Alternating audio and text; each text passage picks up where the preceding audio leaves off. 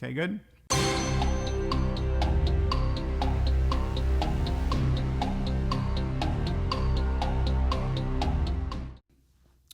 Hey JHM fam, it's Scott Rubin coming to you, and we are talking this week about families. And every family feuds. You might call it something more gentle, like arguing or not getting along, but every family does it. And that's why last week we kicked off the series called Family Feud. It's all about what you do or don't do when your family starts feuding. All families are different, but they all have at least one thing in common, and that is that every family is made up of imperfect people. That includes you, that includes me. Last week when we talked about how when our families frustrate us or annoy us or maybe even hurt us, we've got the opportunity to show them the same kind of patience that God shows to us when we mess up. It's one thing to be patient when a family feud is because someone in the family is being irritating, but it's way more difficult to show patience when someone in our family does something that actually really hurts us. I know about you, but I've often found that my family members are some of the hardest people to forgive when they hurt me. So today, we're talking about forgiveness. Wouldn't it be nice if forgiveness were something we could do as quickly or easily as snapping our fingers? But the truth is, forgiveness can be a challenge. I think all of us can agree that forgiveness isn't the easiest thing in the world. But before we dive deeply into this conversation, I want to make two things clear about hurt and forgiveness. First, there's a difference between getting our feelings hurt by our families and being put in danger by our families. We've all had our feelings hurt by our parents or siblings before. That's something that we all share. But there are some situations that go beyond hurt feelings and are dangerous. If anyone in your family is hurting you or putting you in danger, please don't wait another minute without telling an adult you trust. So secondly, anytime we talk about forgiveness, I need you to understand something. Forgiving someone doesn't mean you have to allow them to continue to hurt you. If there's anyone in your life who's hurt you, not just once, but repeatedly, you can forgive them while you still set up boundaries to prevent them from hurting you again. I know that's kind of a heavy way to kick things off today, but I also know you can handle it. And I want to see you live in forgiveness for the people who hurt you, especially if those people are your family members. But I also want to help you protect yourself from harm. So today, we're going to talk about forgiving our families hurting us. We're not talking about behaviors that put us in danger. We're talking about the times when our families say hurtful things, when they do things that make us angry, or that frustrate us. As you can see, this conversation isn't always an easy one, but it is important. I'm the youngest of 6 kids. Yes, you heard that right. 6 kids. Catherine, Leah, Chris, Marty, Edie, and Joe. Now, someone's feelings were getting hurt hourly in our house, and it was usually me getting picked on because I was the youngest. But I specifically remember a day in the 8th grade when my parents sat me down to have one of those conversations. You see, my older sister had accused me of doing something that I didn't do. But rather than come and talk to me, she went to my parents. Man, was I confused. I actually thought that I had a really good relationship with my older sister because in a lot of ways, she was like a second mom because she was older than me. And for a long time, I was angry that she had accused me. I was angry that she had chose to talk to our parents instead of me. And I was uncomfortable being around her because I didn't know where we stood. You know what? Because honestly, she never even apologized. And at first I thought refusing to forgive my sister would feel great. I thought it would be something that would make me feel powerful or in control of the relationship. Like I was the good guy in the situation, but it didn't. Over time, I began to realize that by refusing to forgive, I was hurting myself. Everybody knows it's difficult to forgive. And the bigger the offense, the more difficult it is to forgive. But what if I told you there was something even more difficult than forgiveness? When we've been wronged, the only thing more difficult than forgiveness, it's unforgiveness, believe it or not. When we refuse to forgive the person who's hurt us, we actually give that person power over us. And that power then prevents us from healing up. Think about that. When we refuse to forgive, we can easily become bitter and resentful. Our unforgiveness actually costs us something.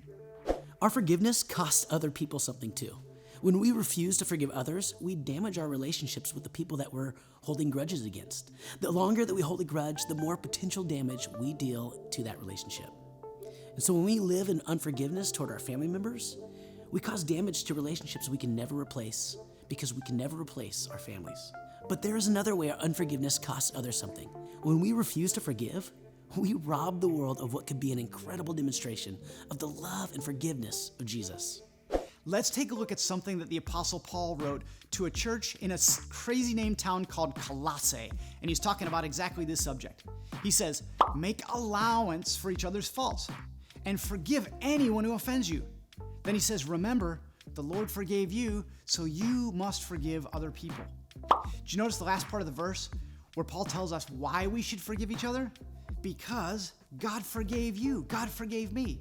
We can forgive because we're forgiven. When we forgive the people who hurt us, it can remind the whole world, including the people who hurt us, that God is good and that God forgives. Paul was so revved up about this that he says it again to a church in another city. This city is called Ephesus.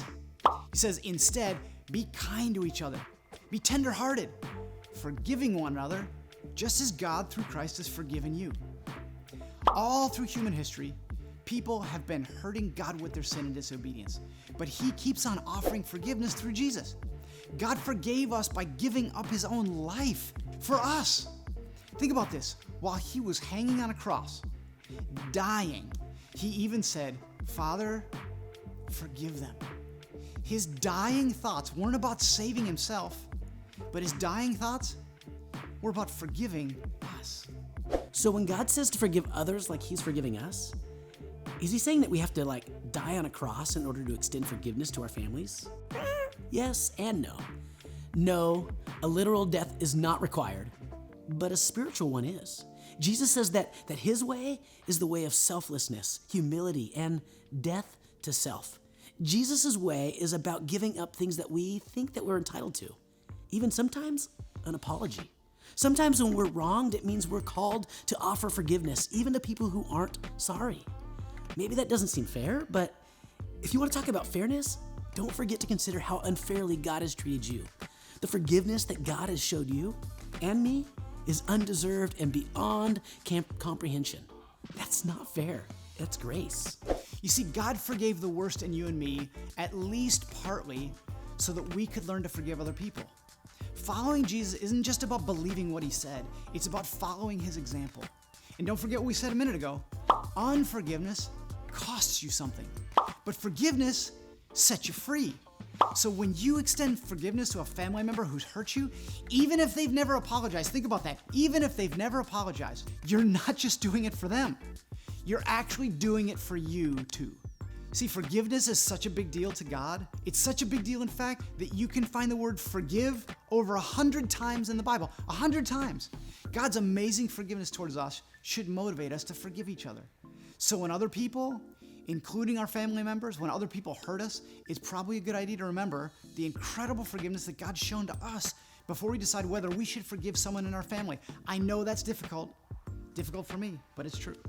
Paul's advice about forgiveness probably doesn't come naturally to any of us. It's not easy to forgive people who've hurt us, especially if those people are part of our family. But by setting your mind and heart on God and asking for help from the Holy Spirit, you can forgive your family in the same way that God has forgiven you. No matter how much you've hurt him, God still moves towards you with forgiveness. And now, he calls you to be an imitator of him by moving towards your family with the same forgiveness. Whether it's your mom, your dad, your sibling, your grandparent, or your cousin, I don't know. Here's what God is calling you to do. Forgive your family like God forgives you. Quickly, freely, and repeatedly. Now this might seem weird, but can I ask you to do something for me for a minute? I want to ask you to actually close your eyes. I know you're watching this on the screen, but close your eyes. And I don't know if you know this, but Christian does all these videos and he could change the music. Hey Christian, would you change the music right now to kind of make this a little more reflective? Oh yeah, I like that. That's good. Good job, Christian. Thanks. I want to ask you to reflect on who in your family you may need to forgive. Close your eyes. Keep thinking about it. Help you think a little more clearly if your eyes are closed. Chances are you've already been thinking about them as we talk today. Now, whoever that person is, whatever they've done to hurt you, I want to encourage you to talk to God about them right now with your eyes closed. First, admit your role in the conflict. Tell God. Like we said, none of us are perfect. Own that. Say, God, I'm sorry for my part in that.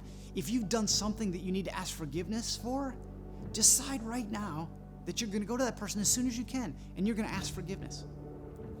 Now next, tell God that you want to forgive that person who's hurt you and ask for his help. But remember, Forgiveness is often a process. It's not something that happens instantly, like a snap of a fingers. So be ready to give yourself some grace on this journey towards real forgiveness. Now finally, with your eyes still closed, ask God to show you how you can make peace with the person who hurt you. Think about the ways you can have a conversation with that person so you can heal and restore the relationship. Good job on that. You can open your eyes again. Hey, as we head into small groups, or even if you're watching this on your own, take some time to pray for your family, especially for those family members who might have wronged you. And ask God to show you how you can forgive your family the same way that He's forgiven you. We love you guys. We really do. I want to thank you for jumping in today with us on this super important topic. And I hope you have a great small group conversation with your friends. We'll see you next week.